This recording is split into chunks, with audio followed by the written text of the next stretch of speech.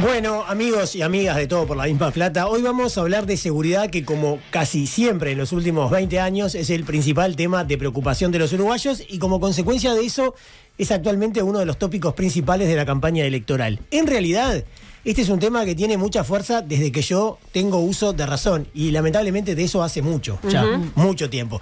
Aunque es verdad que a partir del primer gobierno del Frente Amplio ha adquirido una relevancia aún mayor.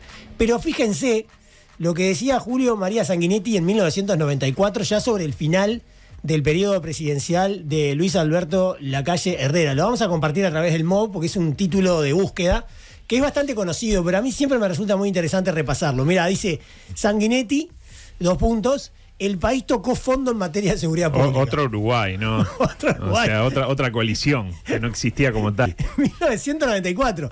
Y dice, hay que tomar medidas urgentes para que la delincuencia no quede impune, ¿no? Ese es el colgado, después toda la nota. ¿Y el año sabemos? 1994. 94. Vos te das cuenta, hace 30 años de esto. Igual dice, 28. dijiste el medio. Es búsqueda, dije yo. Dice la mañana. La mañana, ahí arriba. la mañana. Bueno, capaz que en búsqueda también lo Claro. Pues. No, capaz que en la mañana citando a búsqueda. No También. creo, no creo. Vos sabés que yo toda la vida pensé que eran búsqueda, Claro. pero le mandaba un saludo también a la gente de la Por mañana. supuesto. No, espectacular, que siempre nos escucha. Que Sergio. ahora es cabilante la mañana. Pero Bueno, en antes aquella época, era colorada en un momento, ¿no? Exactamente. Ahora, el año que viene puede ser MP pista, nunca lo bueno, sé. que ponga la plata, básicamente, y pueda sacar el periódico, ¿no? Como pasa El periódico. habitualmente. Bueno, es interesante, ¿no? Porque fíjense, tocamos fondo, decía Sanguinetti en 1994.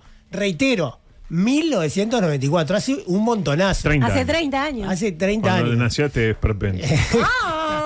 Por eso dijo tocamos fondo. Porque Hijo de la Sanguinetti madre. ya la veía venir. A partir de este nacimiento. Hay que pararlo de alguna mal. manera, ¿no? Bueno, y algo que se me ocurría hoy mientras iba al baño, que me estaba lavando los dientes. Bueno, menos estaba mal. lavando los dientes. Uno Claro. piensa. Me estaba lavando los dientes. Fíjate que él decía eso, Sanguinetti, y el ministro del Interior durante ese periodo, quien fuera ministro del Interior durante ese periodo, fue el candidato del gobierno a la presidencia. Sí. Porque Lacalle Herrera, propició la candidatura de Juan Andrés Ramírez, que fue durante ese periodo ministro del Interior. Fíjense, ¿no? Parecería ser una contradicción. O no estaba tan mal la seguridad como decía Sanguinetti, o no se tomaba tan en cuenta el tema como ahora por parte de los uruguayos. Claro. Luego vino la crisis del 2002, el desastre económico, y eso hizo que la seguridad pasara a un segundo plano, básicamente porque, entre otras cosas, había 40% de pobreza y 17% de desempleo. Entonces, como que la gente no pensaba tanto en la seguridad. No, sí. Pensaba más en comer. En seguridad básicamente. alimenticia, Sí. claro. Sí, seguridad alimentaria, en que sus hijos no se fueran de viaje. También. Claro, y mismo el delincuente, no tenía mucho a quién delincuentizar, ¿A quién digamos. voy a porque la robarle? gente, claro, me Claro. roban a mí, capaz. Bueno, durante el periodo frente amplista, los números mejoraron muchísimo en el aspecto económico y laboral. Ya empezaron a mejorar antes, ¿no? Ya en el año 2003, 2004 ya empezó a repuntar el país, pero durante todo el periodo del Frente Amplio mejoraron mucho, ¿no? ¿Vos Los decís que índices de que el pobreza. Frente Amplio, de alguna manera, cerró un proceso que había arrancado Jorge? Viento de cola, viento de cola. Pero es verdad que los números ya, claro, vino el rebote, después del desastre vino Claro. el rebote, ¿no? Que fue como se dice habitualmente en economía, una V corta, ¿no? Baja y después sube así Claro. abruptamente, ¿no? Y claro, como ya esos temas no estaban tan fuertes, ¿no? La falta de empleo, la falta de dinero como para sustentar a la familia, que empezó otra vez a pegar fuerte la inseguridad. Y volvió a estar mucho más presente y fue caballito de batalla de la entonces oposición. Vamos a escuchar un audio de Luis ahora en la campaña electoral del 2019. Recordemos las medidas de gobierno del Frente Amplio, que son una concatenación de hechos hacia el mismo rumbo. La primera medida del primer gobierno de Tabaré Vázquez fue liberar 700 presos. La segunda fue derogar el decreto 690 que permitía solicitar la cédula. Y de ahí a la fecha ha tenido una política errónea que ha hecho que la delincuencia haya crecido y que lamentablemente a lo largo y ancho de todo nuestro país nadie se siente tranquilo. Yo ya no le pido ni eficacia ni dignidad a un ministro que no puede ofrecer ninguna de las dos cosas, ni él ni su equipo. Fuertísimo, ¿no? Le faltó decir tocamos fondo en seguridad pública, Sí. igual que Sanguinetti en el 94. Y vieron que hablaba de las medidas que había tomado el primer ministro del Frente Amplio, que era José Díaz, que fue aquel proyecto, vos te vas a acordar, Andrés, de humanización del sistema carcelario, ¿te Claro. acordás? que bueno, que no funcionó en realidad y enseguida fue relevado, después apareció Daisy Tourné. Estaba aquello de la sensación térmica, ¿no? En cuanto a la seguridad pública. Y después, bueno, se refería también Lacalle en esta misma conferencia de prensa. La dignidad debería ser que Bonomi se fuera, ¿no? Claro. La cosa estaba complicada en el 2019 en materia de seguridad. Bonomi out, como decía Bonomi out, el como decía el Bochita Cardacho. Hasta el Bocha Cardacho, que era un jugador de fútbol, hablaba de que se tenía que ir Bonomi. Todo el país hablaba de que se tenía que ir Bonomi, Renuncia a Bonomi. ¿no? Como si eso pudiera solucionar los temas de seguridad. Yo me acuerdo que pensaba en aquel momento, ojalá fuera tan fácil. Claro. Ojalá saquemos a Bonomi, viene cualquier otro y ¡pum! Bueno, pero después se demostró eso. Bueno, pero no es solamente sacar a Bonomi y poner a uno del frente. Capaz que no era el frente, capaz que tenía que sacar al frente y poner a la coalición o al Partido Nacional y mejoraba la seguridad. Y en realidad, ahora que ya llevamos prácticamente todo el gobierno de la coalición multicolor, la inseguridad sigue siendo la mayor preocupación de los uruguayos. Vieron que no dije si mejoró o no mejoró, ¿no? El dato está claro, sigue siendo la mayor preocupación de los uruguayos. Y más allá de que han bajado las denuncias de algunos delitos, ¿no? Como las rapiñas, los hurtos, el abigeato, las denuncias, porque no son los delitos, son las denuncias, los homicidios no disminuyeron. Y el grado de violencia, esto sí es subjetivo, parece ser cada vez mayor, ¿no? Por lo que vemos en la televisión todos los días. Siempre hubo homicidio. De los últimos 10 años han crecido los homicidios en Uruguay. La tendencia es muy clara. Pero lo que ha pasado en los últimos años, no necesariamente desde que tomó este gobierno, sino incluso un poquito antes, cada vez los homicidios son con mayor violencia. Claro, ¿no? desde cuerpos desmembrados, aparecen 3 botijas en un auto. Calcinado en un prendido auto. fuego. No, exactamente. Sin ir más lejos, durante el fin de semana fueron asesinadas 7 personas, o sea, del viernes al lunes, 7 personas, incluido un niño de 13 años, Qué horrible. de 13 años que recibió un balazo en la cabeza, ¿no? Y lo que decía Andrés, 3 adolescentes que fueron encontrados calcinados en un auto. El homicidio registrado en Colón iba dirigido a un líder narco del Cerro y las 3 víctimas eran menores de edad. Según los investigadores, se trató de una emboscada planeada y cargada de violencia. Bueno, esa es la noticia, ¿no? Una noticia que no fue la única del fin de semana y que no va a ser la única, evidentemente, de aquí a que termine la campaña electoral. Y de hecho hoy hubo otra noticia muy desagradable, que un policía que no estaba de servicio fue a buscar o fue a dejar unos championes que había vendido a través de una plataforma y lo mataron también, ¿no?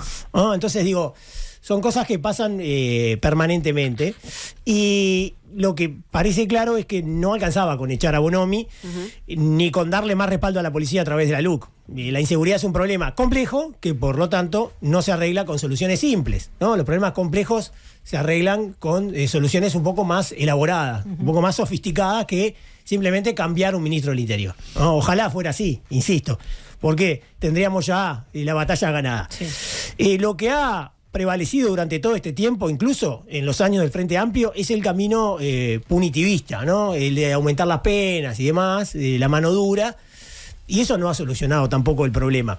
Es más, estuvimos cerca de que se aprobara la baja de la edad de la imputabilidad. Ustedes recuerdan, en 2014, pimba, sale la baja. No salió. Con una alegría enorme, lo decía, Sí, ¿no? sí. Como si fuera algo, ¿viste? Como para festejar algo, porque tampoco tenía mucho para festejar el turco. Claro, pero ponele que vos estés de acuerdo con eso, festejar eso es horrible en realidad, porque no es algo grato. No es algo grato, ¿no? Bueno, estuvimos muy cerca de que saliera. También pasó lo mismo con el vivir sin miedo, ¿se acuerdan de Larrañaga? En las elecciones pasadas, que estuvo más cerca todavía de salir. Sí. ¿No? Sí. Incluso lo decía Larrañaga y tenía razón, fue la opción electoral más votada. O sea, nadie sacó más votos que eso. Más que Martínez en primera ronda. Sí. Fue impresionante. No salió, pero por muy poquito. Y ahora está el tema de los allanamientos nocturnos, que es diferente, es una medida distinta. Estaba dentro de las medidas del vivir sin miedo también, esto de los allanamientos nocturnos, pero también se presenta en muchas ocasiones como si fuera una solución mágica, ¿viste? Bueno, los allanamientos nocturnos le da otra herramienta a la policía, va a ser todo diferente, y no es tan así. Claro. ¿No? Porque si no, yo qué sé, en Ecuador hay allanamientos nocturnos, y la seguridad en Ecuador es un desastre, ¿no? Y el narcotráfico está campeando de manera horrorosa, y hay allanamientos nocturnos. O sea, que no vas a solucionar con eso, yo diría que muy poco. Que no quiere decir que no se pueda analizar y cambiar y todo lo demás, pero si te lo plantean otra vez como, es esto lo que tenemos que hacer porque va a funcionar y va a estar todo bien, me hace acordar a que se vaya Bonomi a darle respaldo a la policía. Sí, o bajar la edad de imputabilidad para que los botijas chicos no reincidan y todo eso, que en realidad está demostrado que no soluciona nada. No soluciona nada. Y vos bajás la edad de imputabilidad hoy, capaz que mañana la tenés que volver a Más bajar. cuando tenés un sistema carcelario que, bueno, vos lo has dicho más de una vez, que funciona como una reproducción constante del delito y la gente sale y vuelve a Fue reincidir. muy clara este fin de semana la diputada Betiana Díaz del Frente Amplio, que hizo todo un estudio sobre la, entre muchísimas comillas, rehabilitación de los centros de reclusión, que es terrible. Sí, y lo cierto es que la seguridad sigue siendo un botín electoral, lo que hace que la discusión pierda calidad y que cueste identificar qué es lo que se hizo bien y qué es lo que falta hacer, tanto en este periodo como en los periodos anteriores, en los periodos del Frente Amplio. Tampoco parece ser el mejor clima el de la campaña electoral para identificar qué es exactamente lo que está pasando. ¿Qué está pasando en materia de seguridad? Tenemos una idea de que el delito está cambiando de perfil, ¿no? Lo que decíamos recién, está más violento, los asesinatos, bueno, lo que decíamos recién. Pero no sabemos hacia dónde exactamente se produjo esa variación, ni tampoco cómo actuar sobre ello. Cuando uno no tiene claramente diagnosticado el problema, es muy difícil saber qué hacer, ¿no? Claro. Mientras tanto, hay algo que no varía. La gente sigue sintiéndose insegura y según la última encuesta de Cifra, el 47% de la población menciona que ese es el principal problema del país en la actualidad. La inseguridad, el narcotráfico, la violencia, etcétera. Sobre todo en los barrios más pobres, como por ejemplo lo refleja este audio. Y nosotros no podamos salir de la casa, tener el miedo de salir a tal hora, eso ya es una responsabilidad total del Estado, necesitamos una respuesta lo más rápido posible. Tenemos antecedentes hasta de un muchacho que lo mataron hace un año en un supermercado de acá. Y sí, tuvimos un patrullaje adicional en esa época de 2 semanas y luego se terminó. Eso también vale aclarar, que no queremos una respuesta de 2 semanas, queremos una respuesta siempre. También queremos una respuesta al llamado, no que vengan a las 8 de la noche cuando nos robaron a las 3 de la tarde, por favor. Eso también vale aclarar. Bueno, este audio, ayer lo busqué y podría haber puesto este o 4 más de diferentes barrios de Montevideo. Y podría haber puesto este audio que fue hace 3 o 4 días, 3 o 4 más de este periodo de gobierno, y podría haber puesto otros de hace 11, 12, 13 años que eran iguales. Decían exactamente lo mismo. Sí. ¿No? Digo, para dimensionar exactamente que no fue problema del Frente, ni tampoco ahora es el problema exclusivo de la coalición. Lo cierto es que la gente se siente mal. Y esto, la verdad, cuando uno recoge este tipo de testimonio, que hay gente que tiene miedo de salir de la casa, ¿no? Y que tiene que ir acompañada a la parada porque no lo roben o no lo maten, Sí, es la eso verdad. es un viaje. Es un viaje espantoso, ¿no? De los peores viajes, ¿no? Y en este contexto, la semana pasada me llamó la atención una nota que publicó El Observador. Yo no sé si ustedes la vieron. La nota habla de la percepción de seguridad que tienen los montevideanos en los diferentes barrios. Sí, la vi. ¿La viste? La vi. Ahora vamos a compartir un poquito el tema de los mapas y eso. Se basa en una encuesta realizada por el propio diario digital, o sea, El Observador, con académicos de la Universidad de la República, y deja a las claras que la sensación de inseguridad aumenta en los barrios en que es más frecuente la violencia letal. Ahí ¿no? va. Los homicidios. Claro. Básicamente. Mira, ahí está el mapa, ¿no? Fíjense, porcentaje de habitantes mayores de 18 años que considera que su barrio es seguro, muy seguro. Ese es el primer mapita. Y ahí tienen las diferentes zonas de Montevideo, los diferentes barrios.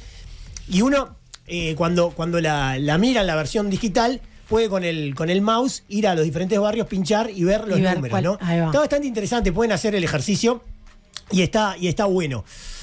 La pregunta es simple: ¿considerás que tu barrio es seguro? Y los barrios en los que la gente se siente más insegura son Manga con el 1%, o sea, solamente el 1% entiende que el barrio es seguro. O sea, el 99% entiende lo contrario. Que no. Jardines del Hipódromo, 0%. Sí. O sea, no encontraron a nadie que le dijera así, acá Fuck. seguro. Y Maroñas, Parque Guaraní, 1%. Solamente el 1%. Además, el Incluso cerro... en Maroñas, el que fue a hacer la encuesta no volvió. ¡Ay, no! Andrés. Es espectacular. Así está en algunos barrios. ¿No? Bueno, además en el Cerro 8%, Villa Española 12%, Flor de Maroñas 8%, Las Acacias 15%. Estoy hablando de algunos barrios, en realidad Sí, son sí, sí. muchísimos, creo que son 62, una cosa así. Estoy dando algunos datos, ustedes después si quieren pueden entrar y ver barrio por barrio. barrio. Y ayer estuve mirando también el Prado, que es donde viven ustedes Sí. dos, y Sayago, y no son de los peores para nada. Te diría que el Prado es de los mejores barrios Mirá. en cuanto a la percepción. Y Sayago no está mal tampoco, ¿eh? Sí, No, en no está comparación, mal. capaz. De percepción, ¿no? Más allá de que... Estamos hablando de percepción, exactamente. claro. ¿No? Hay gente que considera que el barrio es seguro o no. Tranquilo. ¿No? Ahí va. A mí te hago un brevísimo aporte, por llamarlo de alguna manera. Yo en mi labor de repartir cosas, me toca ir a todos los barrios y me pasa mucho de que, yo qué sé, después de que conoces el barrio, yo me siento bastante seguro. Claro. Sobre todo porque uno se basa mucho en la experiencia, ¿no? Cuando me decían, tenés que ir a llevar algo a Casa Vos. ¡Apa! Caramba. Y después que fui...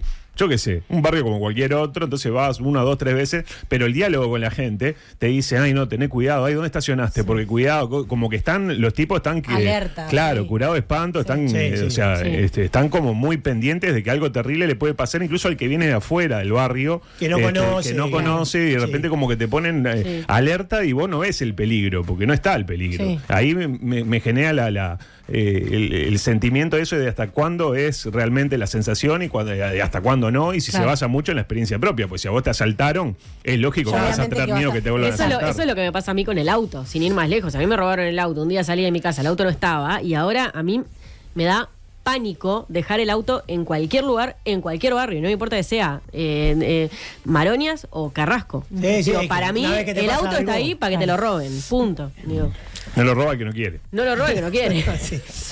Por el otro lado, en el otro extremo, tenemos todos los barrios del sureste, costero, digamos, ¿no? Carrasco, 67%. Sí. O sea, el 67% dice que se siente seguro. Ahí va. En Punta Gorda, el 64%. Y después tenemos Aposito, Punta Carreta y Parque Rodó, todos por arriba del 60%. También podemos apreciar contrastes muy fuertes. Esto me parece muy bueno poderlo ver en el mapa, ¿no? Ajá. Por ejemplo, Punta Gorda limita hacia el norte con el barrio Las Canteras. Sí.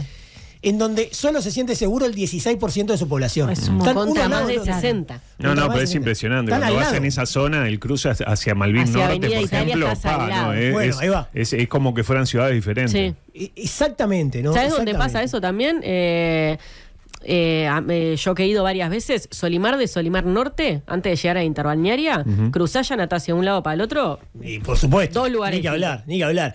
Y acá la conclusión es muy clara y es que la brecha entre los barrios más pudientes y los más carenciados es tremenda, lo cual implica una lesión muy fuerte hacia la justicia social e incluso perdona la calidad democrática del país. Recordemos que muchas veces la inseguridad lleva a que la gente de determinados barrios acceda menos a los diferentes servicios, que a veces no pueden ingresar a la zona o deciden no ingresar. Sí. ¿No? Por ejemplo, las ambulancias, que ha Eso. pasado más de una vez. Yo te iba a decir, cuando trabajaba en esta empresa Allá no vamos. no iban. Claro. Habían lugares que no entraban. Líneas de ómnibus que muchas veces cambian el recorrido. Y más de una vez de llamar mismo, no sé, el chofer de la ambulancia diciendo, che, nos robaron todo. Y ta, y Ahí está. Sí, Sí, está. Y y después, muy bien. líneas de ómnibus, bueno, taxi. También. Y muchas veces hasta la policía. Sí. ¿No? Que muchas veces no accede a determinados lugares. Sí, o entra y lo sacan a pedrada o a balazo. Y eso ha pasado más de una vez, ¿no? Vamos con otra foto más. Que también en esta nota del Observador aparece. La nota es escrita por Tomer Urwich y Diego Cayota, dos periodistas conocidos, además. Conocidos por mí, ¿no? No sé si conocidos masivamente, pero sí conocidos por mí, fueron los dos compañeros míos en El Espectador. Tiene ese mapa que en realidad ahí están discriminados los homicidios por barrio. Por ejemplo, en Manga, Toledo Chico, que abarca una zona bastante amplia, hubo 14 homicidios durante el último año. En Casaballe 13, en Las Canteras 11, en Casabó Pajas Blancas 11, en el Cerro 10. Por el contrario, no hubo ningún asesinato en la mayoría de los barrios de la franja costera del este. Carrasco, Punta Gorda, Buceo, Malvin, Palermo y Barrio Sur. Allí no hubo asesinatos, ¿no? Claro, en los barrios más pudientes se puede contratar, digamos, seguridad privada, por decir algo. Tenés la inteligencia artificial, tenés la cámara, tenés el portero, tenés una cantidad de cosas, ¿no?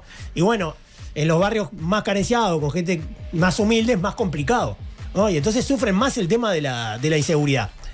Y la última foto, que vamos a pedirle a Ale, o Anita, exactamente. No, vos pedile a Ale. Yo le pido a Ale, Claro. sí. Claro. Se hace otra pregunta. ¿Y cuál es esa pregunta?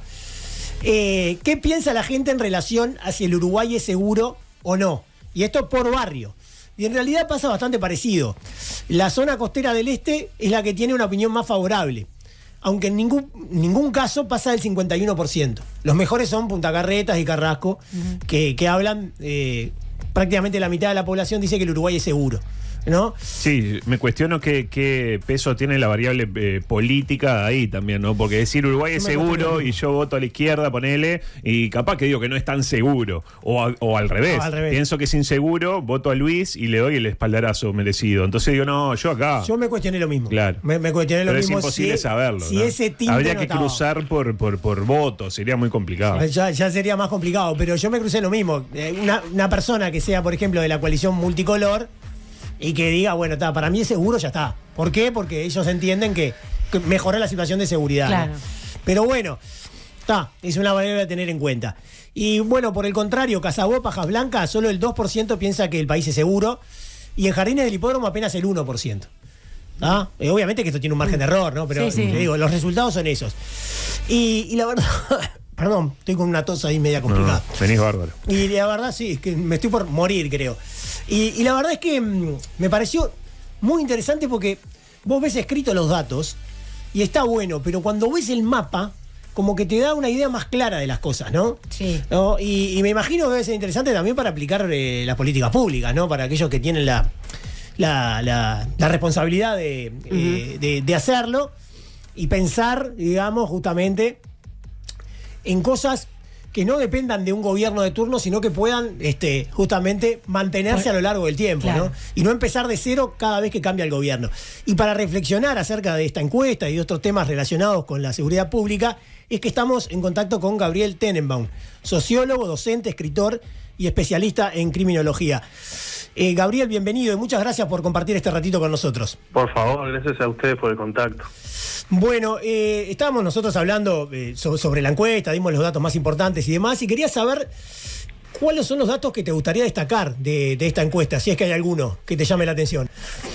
Bueno, en realidad no me llama la atención porque venimos estudiando hace rato varias de las cosas que se dicen en la nota periodística a partir de una encuesta que se realizó en la Facultad de Ciencias Sociales de la Universidad de la República, ¿no? Digo, las encuestas, por ejemplo, de sensación de inseguridad o de percepción de inseguridad o de seguridad son bastantes, digamos, diría antiguas, pero tendrán 10, 15 años, y las han realizado tanto el sector privado como las empresas consultoras de mercado, como la Universidad de la República. Entonces son bastante, digamos, tienen sus años, y eso nos permite decir que los hallazgos que encuentra esta nueva encuesta son consistentes con lo que venimos de alguna manera viendo en otras investigaciones. Es importante también decir lo siguiente, ¿no?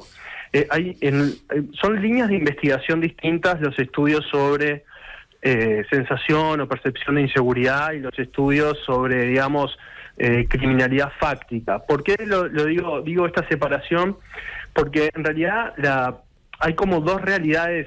No son dos realidades distintas, pero sí es importante entender que dentro de lo que está detrás en la percepción de inseguridad y seguridad, hay un montón de factores que tienen que ver, por ejemplo, con estructuras emocionales a nivel de la sociedad, además de los mecanismos emocionales de las propias personas. De hecho, en muchos de esos estudios, son bastante más profundos de lo que se presentó el otro día, dan cuenta que hay otras variables que inciden al momento de que la persona sienta o no inseguridad. Por ejemplo, variables que uno diría no tienen nada que ver esto con la criminalidad, pero sí están dentro, digamos, de ese paquete por el cual la persona se manifiesta sentir insegura. Esto es interesante porque muchas veces nosotros nos encontramos con países que la criminalidad fáctica tiene más o menos buenos resultados, pero la percepción de inseguridad es altísima, y en contraste con otros países donde la criminalidad fáctica realmente es muy complicada, pero la percepción de inseguridad es más baja, porque ahí actúan mecanismos psíquicos, ni que hablar, pero también mecanismos emocionales desde el punto de vista de lo social, que puede ser como la famosa naturalización de los hechos, que siempre incide sobre estas cosas. Sin embargo, por lo que veo, Gabriel, en el mapa, ¿no? Eso de la naturalización no se nota en esta encuesta, porque lo que se aprecia es que la sensación de inseguridad es más fuerte en los barrios en donde, por ejemplo, hubo más homicidios, que también es un mapa que presenta la propia nota. Totalmente. En este caso no tenemos ese dato comparativo con otros países que les estaba mencionando, lo que tenemos es como una consistencia entre la violencia letal, que ahí lo miden en un año, pero podría decirle que la distribución de la violencia letal en Montevideo en los últimos 10 años es la del lo que nosotros llamamos el cinturón de homicidios, que representa esto que muestra también la gráfica de la nota, y en ese sentido hay una consistencia, pero lo que quiero decir es que puede haber o no haber. Claro. Son como líneas que van a veces de la mano y no van de la mano, porque los mecanismos que actúan en cada una de ellas son distintos. Uh-huh. Yo te quería preguntar, esto como sociólogo, digamos, ¿cómo influye esto en términos de exclusión y fragmentación social? Porque lo que se desprende de esta encuesta, en gran medida, es que los barrios más pobres son los que sufren más, o por lo menos tienen una percepción mucho más fuerte de la inseguridad. Bueno, es un tema, una pregunta interesante. Lo primero que tengo para decir de eso es que es una pregunta donde el pensamiento lineal del causal siempre termina diciendo o teniendo como resultado la criminalización de la pobreza, y eso es algo que hay que tratar de evitar, ¿no?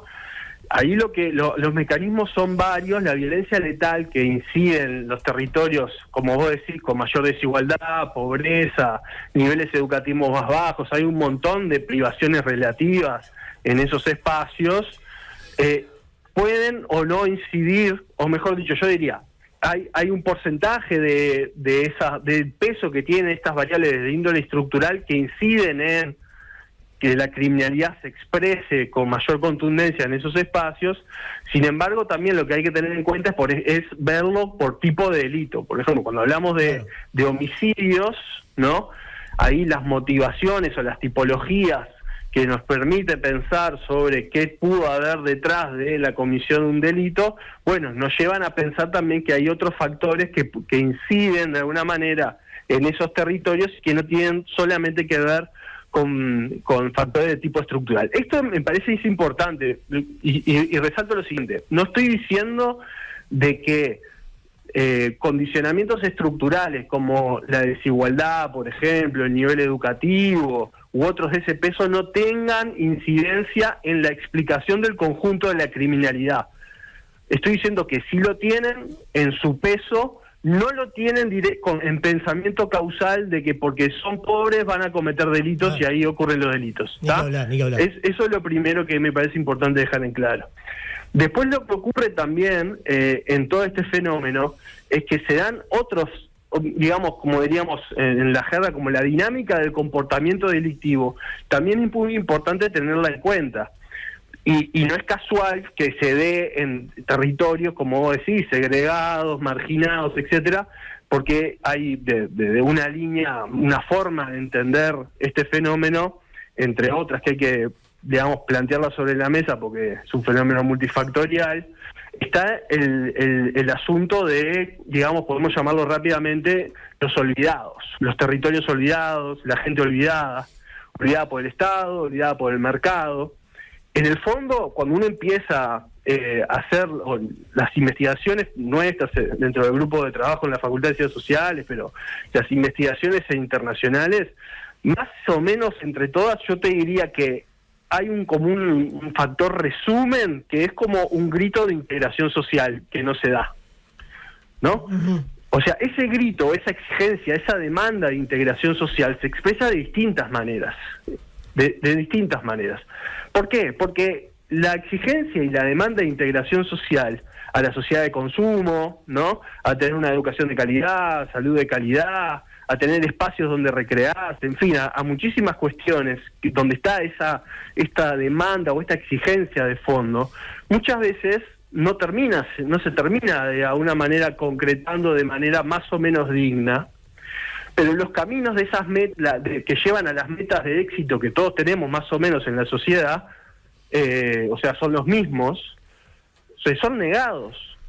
Uh-huh. Son negados en términos de ese camino normativo de conformidad social que más o menos podemos acudir a ellos para la promoción social, para la movilidad social ascendente, de alguna manera. Entonces, eso va a disparar por algún lado, porque las metas son las mismas, las exigencias son las mismas, pero lo que queda es adaptarse a condiciones de desventaja y de riesgo. la adaptación a esas condiciones de desventaja, no todos las toman por igual, porque implica adaptarse y ser funcional a un conjunto de variables de riesgo, de variables de desventaja, que muchas personas no quieren eso, y con razón. Y con razón. Entonces, las búsquedas alternativas son las de la no conformidad social. Y en esas búsquedas alternativas hay de todo un poco. Y esto, de alguna manera, que yo les estoy diciendo, tiene como termina siendo en parte como una bomba de tiempo cuando uno la cruza con dos grandes dimensiones que son el género y las generaciones. ¿Por qué? Porque todo este relato que les estoy tratando de resumir rápidamente tiene una contundencia intensa en aquellos procesos que viven los adolescencias y sobre todo los jóvenes en general, ¿no? Esas búsquedas de identidades, esas búsquedas del ser, esa búsqueda de pertenencia. Las transiciones a la adultez son muy difíciles. La transición al trabajo, la transición a la educación, si quiere, educación media superior, la transición hacia la universidad en el mejor de los casos, la transición es a tener una familia, a ser responsable de un hijo. ¿Me explico? Esos grandes eventos y transiciones normativas, ¿no? Que más o menos normativas, digamos, no es que es un calendario que todos vamos a cumplir en algún momento, pero son más o menos normativas desde el punto de vista que hay expectativas fuertes sobre eso, sobre concretar esos eventos. Bueno, todo eso en el devenir de las adolescencias de los jóvenes es muy problemático. ¿Cómo se canaliza? Emocionalmente, ¿cómo se canaliza eso? Hay estudios sobre maduración y autocontrol que son muy interesantes, que los hacen psicólogos, y médicos dedicados a la neurociencia, que, fíjense lo que les voy a decir, que esos estudios dicen que más o menos alcanzamos el autocontrol finalizando la década de los 20, digamos, teniendo 27, 28 años, podemos tener más o menos control sobre lo que nos pasa, sobre lo que sentimos, sobre nuestros impulsos, sobre nuestras angustias, las tristezas, cómo la traducimos de alguna manera más o menos adecuada en esta convivencia social. Bueno, o sea, estos estudios nos están diciendo que muchas veces, ¿qué podemos esperar de pibas de 16, 17 años, que ya tienen un hijo, que tienen que salir a laburar porque no les queda otra? ¿Me explico? O sea, sí. Son tránsitos hacia eventos de mayor responsabilidad, donde la evolución emocional no está preparada para afrontar eso, y no hacemos nada al respecto. Es lo que te iba a preguntar. ¿Crees que desde el Estado, desde la política partidaria, se le está hincando el diente a estos procesos que vos manejás, o se ha, digamos, aplicado una política puramente punitivista? ¿Crees que hay como una especie de divorcio entre lo que dice la academia y lo que aplica la política partidaria a través de los diferentes gobiernos? Bueno, ahí hay dos cosas grandes. La primera es que hay, también en la jerga le llamamos el complejo del ministerialismo, ¿no? O sea, cuando hablamos de seguridad pública, el sinónimo, la equivalencia es con el Ministerio del Interior. Primer grave error de diagnóstico. Si ves, las cosas de las que te estoy hablando, muchas tienen que ver con otras cuestiones que hacen a la seguridad pública, pero donde pueden contribuir otros actores muy importantes, con cabeza y diseño de política pública pensada para la seguridad, ¿no? Porque muchas veces confundimos. Eso fue, a mi juicio, un error, sobre todo de los primeros años del gobierno progresista, que tiene que ver un poco con la criminalización de la pobreza de una manera contraintuitiva, y es que pensar que la política social va a solucionar los problemas de criminalidad. No, es un grave error eso, porque primero no entendés cómo funciona el comportamiento criminal, segundo, porque pensás que la política social va a solucionar el problema de criminalidad, es que estás criminalizando la pobreza. Y no, y las dinámicas son otras. La dinámica del crimen organizado es totalmente otra. Ahí hay delitos de poder, hay delitos de cuello blanco. ¿Me explico? Sí. Hay otras cuestiones, hay otros fenómenos de fondo. Y me gustaría también decir la otra dimensión que no dije, que tiene que ver con el género, pero particularmente con las masculinidades hegemónicas que tienen a la violencia en un estatus muy importante, porque les brinda prestigio, les brinda respeto. Cuando hacemos que el ejercicio de la violencia sea un modo de encontrar respeto, de ser alguien, sobre todo cuando los caminos normativos para alcanzar esto de ser alguien y ser respetado y obtener esos logros no están dados, que es de lo que venimos hablando, la violencia es un activo que juega en este mercado de reconocimiento y el encuentro con el respeto. Es un activo que se va a usar porque lo tengo a la mano. Es mi activo. El ejercer violencia es mi activo, es dominar frente a un otro. Eso es un grave problema, que lo vemos expresado en la criminalidad, pero también lo hemos expresado en otros lugares, ¿no? Pero a lo que voy es que, fíjate, yo les hablé de masculinidades, les hablé de jóvenes y sus tránsitos de vida, les hablé de, pongámoslo así, metas de éxito en la sociedad en la que vivimos. ¿Y esas cosas qué tienen que ver con el Ministerio del Interior? Nada, absolutamente nada. Hay que trabajarlo desde otros lugares también. Por supuesto que el Ministerio del Interior tiene su tarea, tiene que hacer su parte en todo esto, ni que hablar, pero no puede ser la cabeza de las políticas públicas de seguridad. No le corresponde ese rol. De hecho, estamos desacreditando y desprestigiando justamente una institución al pedirle más cosas de las que puede dar. No están capacitados para esas cosas. Gabriel, tengo un par de preguntas más para hacerte, en realidad varias, pero te tengo que hacer dos porque no tenemos ya tanto tiempo. Las denuncias de la mayoría de los delitos han bajado, pero no han bajado los homicidios, o por lo menos no significativamente, y parece haber aumentado la violencia de los mismos. ¿A qué atribuís esto? Perdóname, Santiago. Sí. Mirá, el Ministerio del Interior informa sobre 5 tipos delictivos y el Código Penal está repleto de tipos delictivos y no tenemos información sobre eso, sobre las denuncias de eso. Bueno, los homicidios no son denuncias. No, los homicidios no, pero yo te decía... Pero no, es importante aclarar, porque en realidad es importante aclarar que hablamos de denuncias, de rapiñas, de hurtos, de violencia doméstica y de abigeato, y tenemos homicidios que no son denuncias, pero son solamente esos delitos. No se informa delitos asociados a la ley de estupefacientes. Vos fijate que con el crecimiento que tenemos del mercado ilícito de las drogas ilegales en los últimos 10 años, no nos informan sobre denuncias comprendidas en la ley de estupefacientes. ¿Cómo puede ser eso? Y además hay delitos informáticos. Hay un montón de delitos.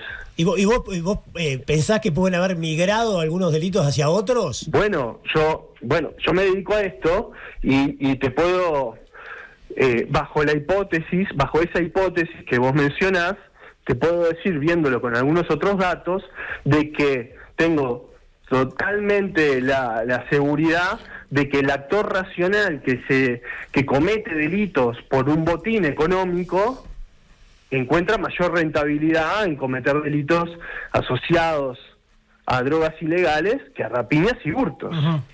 Esa hipótesis la puedo demostrar con datos indirectos a los que públicamente, digamos, son de acceso público, nosotros podemos llegar y procesar, lo podemos demostrar.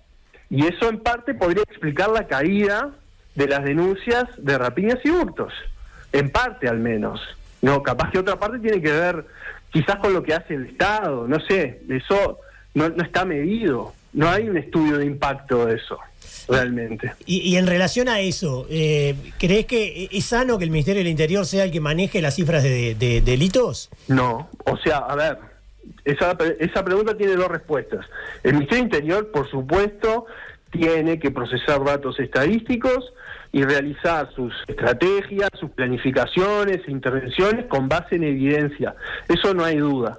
Lo que no puede pasar es que el Ministerio del Interior divulgue los datos siendo parte del asunto. Tiene que haber un organismo externo, evaluador, de monitoreo, realmente observatorio, que realice otro tipo de estudios también, que esté por fuera del Ministerio del Interior, de manera tal de intentar evitar que el mismo actor que tiene que llevar adelante acciones sea el mismo actor que se autoevalúe públicamente. Por supuesto que se tiene que autoevaluar a la interna, pero tiene que haber un organismo externo que haga ese papel de contralor. Que podría ser hay que pensar sobre ese diseño institucional. Claro, podría ser el Instituto Nacional de Estadística, por ejemplo. Como... Mirá, en Chile, en México es el Instituto Nacional de Estadística.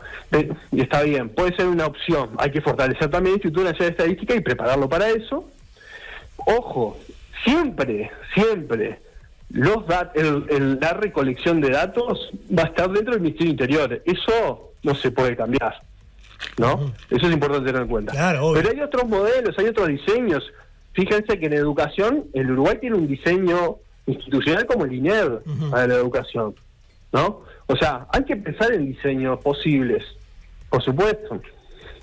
Y para el final, tenés un conocimiento muy profundo sobre el narcotráfico. ¿Qué tan enquistado crees que está en nuestro país? Esa pregunta no, porque viste que es muy general, pero... Te lo pregunto por lo siguiente, porque hay una relación muy fuerte entre la inseguridad y el narcotráfico, ¿no? O por lo menos está sobre la mesa eso en la discusión pública, que antes no era así, hace 15 años no era así, pero ahora el narcotráfico, violencia e inseguridad están en la misma mesa. Por eso te pregunto, ¿qué tan enquistado crees que está en Uruguay en relación a otros países? Que tenemos muy cerca en algunos casos, con algunos casos puntuales de ciudades, por ejemplo en Rosario, Argentina, que es tremendo. Y comparativamente con eso, ¿cómo lo ves al Uruguay? Bien, hay varias cosas. O sea, en la evolución propia de nuestro país, por supuesto que el crimen organizado ha aumentado, no hay duda, sobre todo el dedicado al tráfico de drogas ilegales. Hay todo un tema ahí con la trata de personas, la explotación sexual. No está de todo bien medido eso, pero puede ser que también estemos con un problema semejante vinculado a estos otros crímenes organizados, porque crímenes organizados hay muchísimos, ¿no? Pero estos son los que diría que podemos tener problemas importantes. Y bueno, eso por un lado. Hay como varios niveles en esta respuesta, no quiero alargarla, ¿no? Pero mira, te la diría rápido. A nivel local, nuestros grupos delictivos están más o menos organizados, son semi-organizados, no tienen grandes jerarquías, se estructuran en familias o grupos de amigos, también con familias, vinculados con la comunidad territorial, no tienen grandes jerarquías como otras grandes organizaciones en otras partes o medianas organizaciones, eso no existe, ¿tá? Pero sí lo que pasa, eso tiene un efecto muy negativo, capaz que esto suena mal lo que voy a decir, que es el siguiente: cuando uno tiene organizaciones maduras, digamos bien estructuradas, que te generan muchísimos problemas, por supuesto, pasa muy a menudo que los conflictos territoriales se agravan. Y se resuelven con mayor violencia. Exacto, porque también, por eso también digo que se puede sonar mal, porque digamos que no tienen tan en la cabeza el modelo de negocios, ¿no? Porque esto es un mercado, hay jugadores por todos lados de distinto tipo. Hay una gran división del trabajo internacional, que cada uno tiene sus tareas para hacer, y algunas grandes organizaciones se encargan de muchas tareas en toda esta división del trabajo, al menos en el mercado de las drogas ilegales. Entonces, digamos que los grupos locales controlan aspectos muy puntuales y muy concretos que no los hacen ser grandes organizaciones en la región, ni que hablar. De hecho, el caso de Marcet, nos vamos un poco capaz, pero hasta yo me animaría a decir que, digamos, Marcet habría que ver muy bien qué lugar está jugando en toda esta estructura. Si realmente es un líder de alguna organización importante, o en realidad ofrece servicios tercerizados, digámoslo así, ¿no? Como desde un saber económico mirando este fenómeno, a importantes organizaciones paraguayas, pero no tan importantes en comparación con las brasileñas, o las mexicanas, o las colombianas, o mismo las ecuatorianas, y hasta el mismo Tren de Aragua en Venezuela. ¿Me explico? Sí. Las dimensiones y los niveles son muchos. Entonces, claro, para nosotros Marcet es una gran figura en todo esto, por supuesto novedosa para el Uruguay, pero en el contexto regional, me parece que no tiene el lugar que nosotros le estamos dando. Entonces, bueno, y después está bien, hay que hablar de los proveedores de la droga, que ahí sí hay uruguayos, vinculados con el exterior. Ese es un nivel más importante, a mi juicio, de quienes están operando en los territorios. De hecho, me parece que la contundencia del Estado tiene que estar puesta sobre estos actores. Y por otra parte están estas figuras invisibles, que parece que no dominan, que parece que no intervienen en todo este fenómeno, que están por un lado los que yo los llamo los protectores del capital, donde ahí están especialistas en el lavado de dinero o en alguna de las transacciones que permiten el lavado de dinero. Tenés un libro que se llama así, además, ¿no? Los protectores del capital. Exactamente. Y bueno, otros delitos de cuello blanco que están alrededor de esto. Porque el gran negocio, y esto es parte, ¿por qué se llama los protectores del capital? En realidad es parte de una línea de investigación que se da en otras partes, en Italia, en Estados Unidos, en México, donde esa línea de investigación que permite contrastar los hallazgos empíricos, es que el gran negocio de todo esto es la protección. Porque sin protección no funciona un mercado con el tamaño que tiene, no funciona. Y hasta es de sentido común, si se quiere, obviamente que nosotros lo demostramos, pero ¿cómo uno puede decir que se exportan toneladas de cocaína por el puerto de Montevideo sin tener protección? Sin que haya corrupción, sin cadenas logísticas inmensas de acopio, de transporte territorial, marítimo, aduana, migración. ¿Cómo es posible eso sin protección? La protección es el gran negocio, el gran negocio. La figura que tenemos en nuestra mente es la imagen de Pablo Escobar, el Chapo Guzmán, pero acá hay actores, estos invisibles, donde parece que no dominan, que hay empresarios, hay personas que ocupan posiciones clave en la función pública, puede haber políticos que brindan protección. Y esto lo da la evidencia. La evidencia. Tenemos en nuestra América Latina suficiente evidencia para decir todo lo que te estoy diciendo. Desde Honduras a México, Colombia, Ecuador, Paraguay, Brasil, o sea, tenemos un montón de evidencia, ¿no? Entonces, acá juegan otras cosas al momento de poder dar visibilidad a estos temas, ¿no? Porque, claro, son delitos de poder, y es más fácil, de alguna manera, que el Estado capte o persiga los delitos de los débiles de poder que los delitos de los poderosos. Entonces, bueno, ahí hay todo un tema sobre cómo se distribuye la persecución penal, cómo se distribuyen los castigos que aparecen en nuestro Código Penal, ¿no? Y todo ese tipo de cosas. Gabriel, muchísimas gracias por ayudarnos a entender y a profundizar sobre este tema, ¿eh? Por favor, un placer. Gracias por la invitación. Un abrazo grande. Bueno, Santi, fantástico como siempre. Hay un montón de mensajes, no los voy a poder leer porque estamos bastante atrasados. Tenemos mucho contenido, además. Mucho contenido y poco tiempo. Así que vamos a la pausa y volvemos con una columna que va a modificar radicalmente el devenir de este programa.